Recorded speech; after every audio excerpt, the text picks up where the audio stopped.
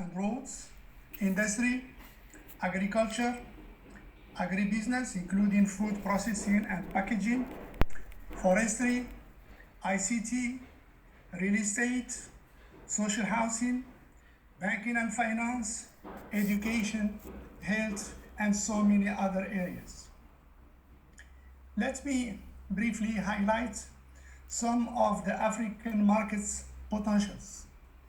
Currently, Africa has 1.3 billion people to reach 1.7 billion by 2030 and 2.5 billion by 2050, as well as a growing middle class.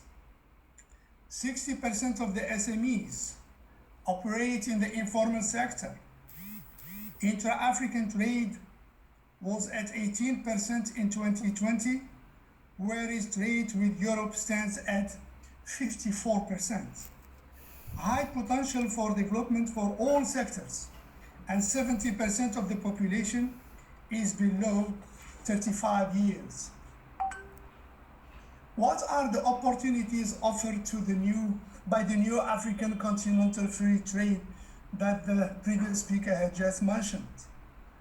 Based in Accra, Ghana, the African Continental Free Trade Agreement was created by 54 African nations in 2018 in Kigali, Rwanda. It represents the largest free trade area in the world. In terms of the number of participating countries since the formation of the World Trade Organization in Marrakesh, Morocco on April 15, 1994, by more than 120 nations. The target market for CFTA is estimated to constitute 1.27 billion people, projected to raise to 1.7 billion by 2030, out of which about 600 million people will be middle class. In terms of aggregate GDP, this will range from 2.1 trillion to 3.4 trillion, or 6.7 trillion US dollar at purchasing power parity terms. AFCFTA represents a single market with a global GDP estimated at 3,500 billion US dollars. Its objectives are to create a single market, deepening the economic integration of the continent, establish a liberalized market through multiple rounds of negotiations, aid the movement of capital and people, facilitating investment, move towards the establishment of a future custom union, achieve sustainable and inclusive socio-economic development, gender equality and structural transformations with member states, enhance competitiveness of member states within Africa and in the global market, encourage industrial development through diversification and regional value chain development, agricultural development and food security, resolve challenges of multiple and overlapping membership. The agreement requires members to remove tariffs from 90% of goods, allowing free access to commodities, goods and services across the continent. What are the expected benefits offered by these new free trade zones? First of all, prioritizing intra-Africa trade and improving regional continental trade integration. The ultimate beneficiaries of this free zone are as follows. First of all, implementation of this agreement will lead to removal of tariff restrictions on intra-African trade, address some of the non-tariff barriers that have restricted trade between African Union member states, and make it easy to situate industrial production in different countries within Africa. In addition to increasing industrial production, it is expected that there will be substantial increase in intra-Africa trade in agriculture, which should lead to improvements in real wages and employment.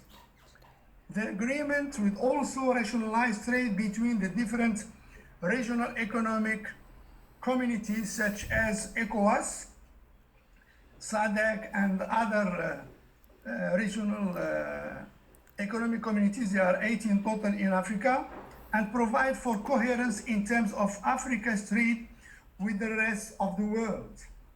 Free trade within Africa will lead to increased competition, innovation, and prosperity for Africa's people in the long run.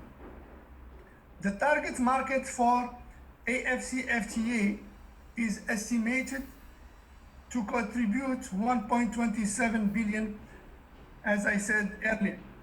In terms of aggregate private and business consumptions, it is expected to contribute $4 trillion. And in addition to the growth into intra-Africa trade by 52.3%, global trade is projected to grow by 6% by 2022. In terms of investment and consumer spending, this new free trade zone is expected to attract an estimated $4 trillion. Other potential benefits of business include permitting producers to benefit from economies of scale, to access cheaper new raw materials and intermediate inputs, improve the conditions for regional value chains, and enhance the potential for integration with global value chains. Vietnamese companies are encouraged to partner with their counterparts in Africa through the establishment of joint ventures and co-investments for the transformation and industrialization of the African economy on a win-win and mutual benefit basis. Africa has 54 sovereign with a large number of small countries and different legal systems. It ranging widely in their history and structures, and their laws are variously defined by customary law, religious law, common law, Western civil law, and other legal traditions and combinations thereof. Prior to the colonial era in the 19th century, Africa's legal system was dominated by the traditional laws of the native people. The efforts to maintain the indigenous practices against the rising continental European and Great British powers, though unsuccessful, provoked the development of existing customary laws via the establishment of native courts, while the colonies were governed by the imported legal system and civil codes of metropoles. The practice of traditional laws continued under supervision, with its jurisdiction restricted to only African citizens. Following its political independence in the 60s, post-colonial Africa continued to employ these introduced laws. In contemporary Africa, the African Union and its 8 regional economic communities is involved in the development of the continent's legal matters, with objectives to promote democratic institutions, encourage unity between the legal systems of the African countries, improve international relations, and protect human rights. Let me now turn to business opportunities offered to the Vietnamese operators by the African natural resources. As you know, Africa has significant renewable and non-renewable natural resources wealth.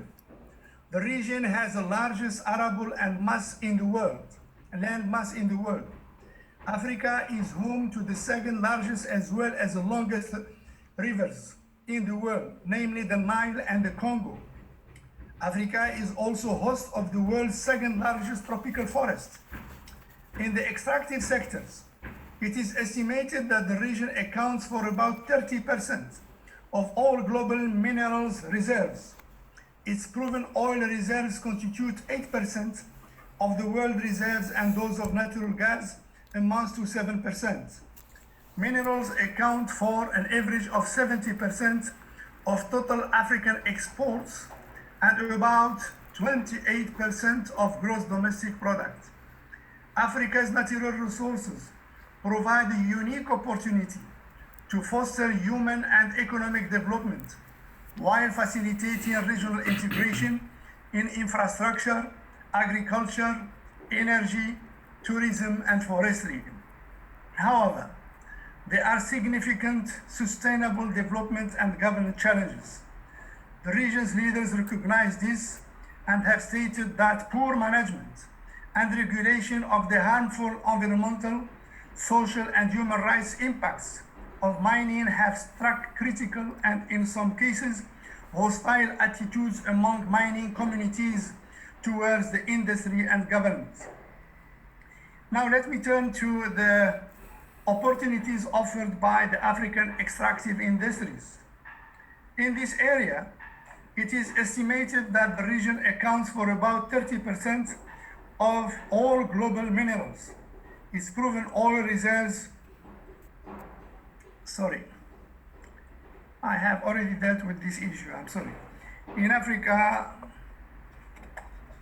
the mining, oil and gas sectors are booming due to the high price of raw materials and because exploratory technologies have improved, which has led to improvement discoveries. 19 of sub-Sahara Africa's 46 countries have huge reserves of oil, gas, coal, and minerals, and 13% of them are exploring for additional reserves.